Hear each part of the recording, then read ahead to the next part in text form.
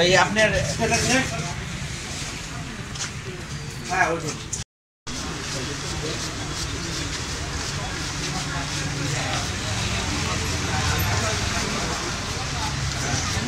আমার কাছে একটা নিউজ ছিল যে এখানে সারের অবৈধ স্টক প্লাস অতিরিক্ত দাম নিচ্ছে। আমরা এখানে শিশির ট্রেডার্স নামে একটা প্রতিষ্ঠানে এসে দেখি উনি কীটনাশক বিক্রি করার আছে, কিন্তু উনি বিএডিসি সার আমরা 75 বস্তা পেয়েছি।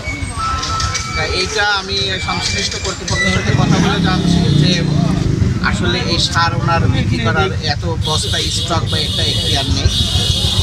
আর রেজিস্টার বা এই যে লাল সালু বা বিভিন্ন যে বিষয়গুলো থাকে যে সার বীজ এগুলা যে স্টক বা মেনটেন করা, ওনার কাছে কিছুই নেই। এই বিভিন্ন কারণে ওনাকে আমরা 50,000 টাকা জরিমানা করছি এবং যে 75 বস্তা সার ওনার কাছে আমি পেয়েছি, এটা ওনার জিম্মায় আমরা রেখে একটা মানে নির্দেশনা দিয়েছি যে এটা ভাউচারের মাধ্যমে সংশ্লিষ্ট কৃষকের কাছে বিক্রি করা।